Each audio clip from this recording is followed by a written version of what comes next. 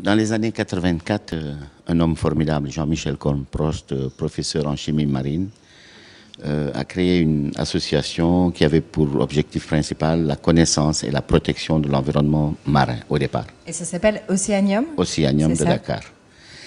Et ce professeur qui avait une grande connaissance de la chimie marine m'a transmis le virus de la connaissance et moi je me suis occupé de la protection et ensemble nous avons donc amené l'Océanium à ce qu'il est aujourd'hui, donc une association d'activistes, de gens qui ont appris à connaître, à aimer, à connaître et à protéger d'abord l'environnement marin et aujourd'hui l'environnement dans son ensemble. Et voilà, nous sommes des militants actifs pour la protection de l'environnement. Alors, Monsieur Géraud, expliquez-nous comment vous êtes venu à rencontrer Haïdar avant de parler du projet sur place et surtout des enjeux. Qu'est-ce qui vous a mis en relation en premier? Oh, c'est très simple, ces projets, c'est souvent des affaires de réseau, des gens qu'on connaît, des gens en qui on a confiance. Et un jour, quelqu'un avec qui je travaille depuis des années, nous étions partenaires de la convention de Ramsar hein, depuis longtemps. La convention de Ramsar qui s'occupe de la protection, de la préservation des zones humides dans le monde. Hein. C'est une convention créée sous l'égide des Nations Unies. Et cet ami me dit, j'ai rencontré des gens du Sénégal, tu devrais aller les voir parce qu'ils font des choses formidables. Et c'est comme ça que je suis entré en relation avec Océanium, que nous sommes allés sur place, que nous avons vu ce que Haïdar fait avec ses équipes et nous avons été convaincus. La raison pour laquelle nous nous intéressions à ce projet, c'est que nous voulons, en tant qu'entreprise industrielle, compenser nos émissions de carbone. Nous voulons réduire nos émissions, moins d'emballage, moins d'énergie dans les transports, moins d'énergie dans les usines. Et vous y arrivez ? Oui, bien sûr, puisque nous avons un objectif nous avons déjà beaucoup réduit, et nous avons un objectif de réduire de 30% nos émissions entre 2008 et 2012. C'est extrêmement ambitieux, puisque souvent on parle de 20-20, c'est-à-dire moins 20% de 2000 à 2020. Nous disons moins 30 entre 2008 et 2012. Donc nous avons une ambition de réduire, mais nous pensons que ça ne suffit pas, car lorsque nous aurons réduit de 30%, il restera 70%. Et ces 70%, nous pensons que nous pouvons les compenser en aidant des projets qui, par eux-mêmes, absorbent du carbone. Et précisément, il y a un écosystème naturel qui absorbe beaucoup de carbone, et c'est la mangrove. Et donc, nous cherchions d'excellents projets de grande taille qui séquestrent du carbone. Mais aussi, nous cherchions des projets qui apportaient de vrais bénéfices pour les communautés. Et c'est comme ça que nous avons rencontré Océanium. Alors, donc, Haïdar, pour continuer ce que dit Monsieur Géraud. Donc en effet, on parle de la mangrove au Sénégal. Danone vous accompagne aujourd'hui pour la sauvegarde, mais également la réimplantation de palétuviers. Alors, oui, tout à fait. Comment ça s'est passé le plus concrètement possible, ce projet? Comment il est né et comment il s'est déroulé au fil du temps?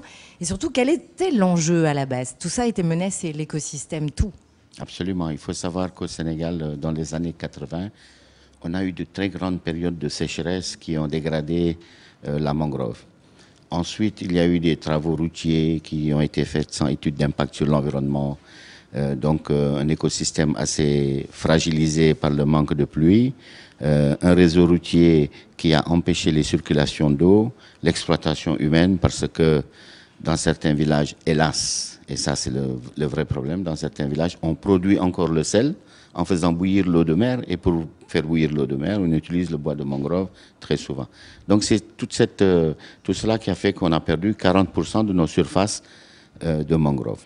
Il faut savoir aussi que quand on dégrade la mangrove, qui est un écosystème qui permet de réguler un peu le sel, d'absorber le sel, donc les champs de riz. Et c'est là qu'on est préoccupé. Les champs de riz sont en train d'être gagnés par le sel. C'est pour cela qu'on a intervenu en 2006 avec une expérience à Tobor, dans un village en Casamance. On a mobilisé 300 jeunes à planter 65 000 palétuviers, mangroves donc, le rhizophora. Et quand on a vu l'expérience positive, on a voulu le démultiplier. Pourquoi? Parce que sinon, à terme, la population, les riverains n'avaient plus de riz, n'avaient plus de culture, n'avaient plus Dans rien. les villages, en fait. effectivement, dans les villages, à terme, il faut savoir que si la forêt disparaît, si la mangrove disparaît, bon, c'est extrêmement grave, hein, de toute façon. Mais il faut savoir que déjà, on a une baisse des pluies, on a une diminution des surfaces cultivables, les champs de riz, et tout ça a un impact sur le social qui est très important. Voilà. Donc on parle bien d'un projet de développement durable. On a vraiment les combinaisons là pour le coup. Tout à fait. Mais alors, comment vous êtes rentré donc de votre côté cette fois en lien avec Danone? Vous avez fait appel à Danone en disant voilà, ça c'est une marque qui peut nous aider parce que on parle de nutrition dans le monde. Donc c'est Danone qu'on est allé chercher. Comment ça s'est fait? Ça s'est fait plus joliment que ça, je crois. En fait, nous étions sur le terrain à planter avec les villageois, soutenus au début par la fondation Jacques Rocher, qui avait vu tout le travail qu'on faisait. On faisait des choses à plus petite échelle.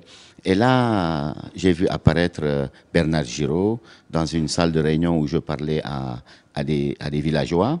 Donc, de notre engagement Sénégal, et tout ça, au Sénégal. Voilà, donc, il est venu nous trouver et il nous a accompagnés. Il a vu ce qu'on faisait et il nous a dit qu'il s'intéressait à ce qu'on faisait. C'est cela qui nous a permis, bien sûr, maintenant, de pouvoir le faire à une très grande échelle, donc d'intervenir dans près de 300 villages.